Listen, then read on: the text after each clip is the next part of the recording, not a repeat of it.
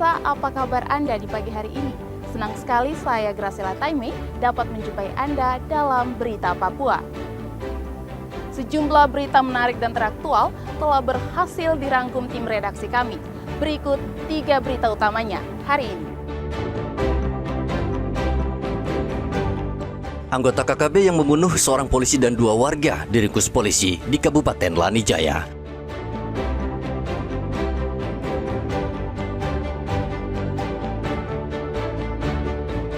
Mahkota Cendrawasih dibakar BBKSDA Papua. Ratusan mahasiswa dari berbagai universitas di kota Jayapura berunjuk rasa mendesak MRP membuat aturan untuk memproteksi burung sakral Cendrawasih.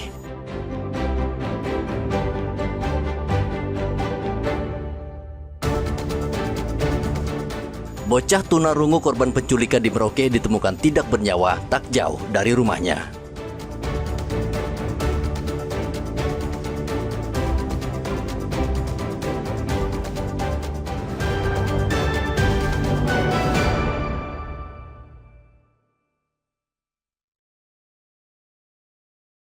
Satuan Tugas Operasi Damai Kartens menangkap seorang anggota kelompok kriminal bersenjata KKB Puncak atas nama Dugi Telenggen. Penangkapan terjadi di Kampung Ulume, Kabupaten Lanijaya pada hari Senin. Dugi Telenggen terlibat dalam penembakan yang menyebabkan gugurnya anggota Polres Lanijaya, Brigpol Johan Sibarani pada September 2024. Pelaku juga mengaku menembak seorang warga sipil bernama Adi Johannes Abilio Valo dalam kejadian yang sama. Penangkapan bermula saat tim Satgas Ops Damai Kartens dan Polres Lanijaya menangani pertikaian masyarakat di Kampung Ninam. Ketika mendatangi masa di Kampung Ulume, petugas mendapati seseorang memegang telepon genggam yang diduga milik Dugi Telenggen. Dari hasil penyelidikan, petugas akhirnya berhasil menangkap tersangka tanpa perlawanan. Dari tangan pelaku turut diamankan sejumlah barang bukti, antara lain 1 unit handphone, buku catatan, 2 lembar fotokopi KTP, 1 kartu identitas pribadi, dan 2 tas noken kecil. Keberhasilan ini menjadi bukti nyata komitmen Satgas Operasi Damai Kartens dalam menindak tegas pelaku kekerasan bersenjata dan menjaga stabilitas keamanan di wilayah pegunungan Papua. Satgas akan terus melanjutkan pengejaran terhadap jaringan kelompok kriminal bersenjata lainnya demi menciptakan Papua yang aman, damai, dan bermartabat. Dari tangan tersangka, polisi menyita sejumlah barang bukti, diantaranya telepon genggam, buku catatan, dan tas noken kecil. Penangkapan ini adalah bukti komitmen aparat dalam menegakkan hukum serta melindungi masyarakat Papua dari ancaman kelompok bersenjata. Polisi akan terus melakukan pengecekan dan penindakan terhadap jaringan KKB lainnya demi mewujudkan Papua yang aman dan damai. Rian Tonai melaporkan dari Lanijaya, Papua Pegunungan.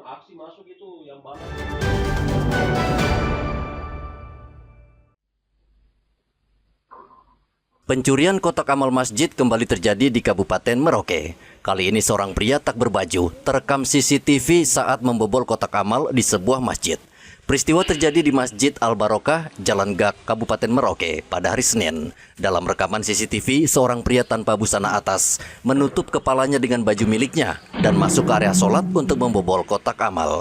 Meski uang yang berhasil diambil hanya beberapa ratus ribu rupiah, namun aksi ini membuat para pengurus masjid resah. Polisi yang menerima laporan langsung turun ke tempat kejadian untuk melakukan penyelidikan. Kami dari Kepolisian Resort Merauke menghimbau kepada masyarakat Kabupaten Merauke, terutama pengurus masjid, karena akhir-akhir ini telah terjadi pembobolan kotak amal. Jadi kita himbau yang pertama, kotak-kotak amal disimpan dengan baik. Yang kedua, pintu-pintu masjid selesai sholat agar dikunci. Dan yang ketiga, bila perlu pengamanan melalui dipasang CCTV pada titik-titik tertentu di masjid. Itu harapan kami, semoga kasus pencurian kotak amal dapat terhindarkan. Polres Merauke saat ini masih menyelidiki rekaman CCTV untuk mengidentifikasi pelaku. Pengurus masjid diharapkan proaktif dalam meningkatkan keamanan, seperti dengan memasang pengawas tambahan atau mengosongkan kotak amal secara rutin. Muhammad Ridwan dan Rian Tonai melaporkan dari Merauke, Papua Selatan.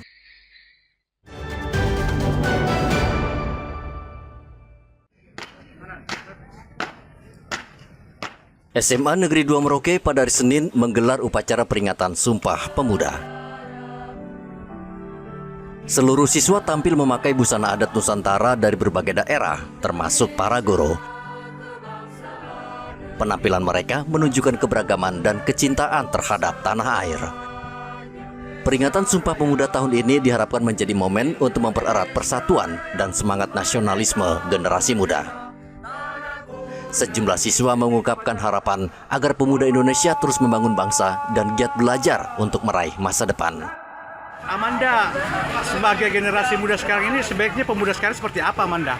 Pemuda sekarang harus rajin belajar, terus tidak mempercayai berita-berita hoax dengan sembarangan. Itu organisasi kepemudaan zaman dulu seperti apa saja yang kamu tahu? Yang saya tahu itu ada pemuda Jawa, Sulawesi, dan sebagainya. Kita harus lebih banyak belajar, harus tidak percaya dengan berita-berita. Sumpah Pemuda diperingati setiap tanggal 28 Oktober dan menjadi momentum bagi generasi muda untuk menjaga kebinekaan dan persatuan. Muhammad Ridwan dan Rian Tonai melaporkan dari Merauke, Papua Selatan.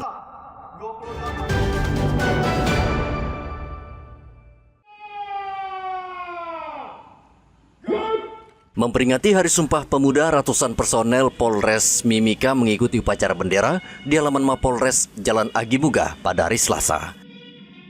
Jalannya upacara berlangsung hikmat dan diawali dengan pengibaran bendera merah putih.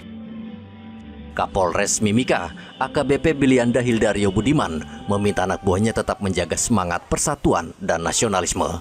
Upacara dalam rangka peringatan Sumpah Pemuda ke-97 tahun.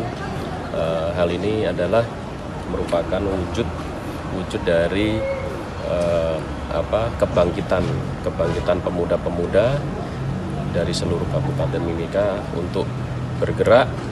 Kemudian kita tidak membeda-bedakan suku, bahasa maupun agama. Jadi semangat itu yang kita glorifikasikan. Kita berharap kepada seluruh pemuda-pemudi di wilayah Kabupaten Mimika, mari kita menjaga persatuan dan kesatuan. Jangan mudah terprovokasi ya, kemudian bijak dalam bermedsos, kemudian lebih beretika dalam menjaga hubungan bersosialisasi dengan masyarakat.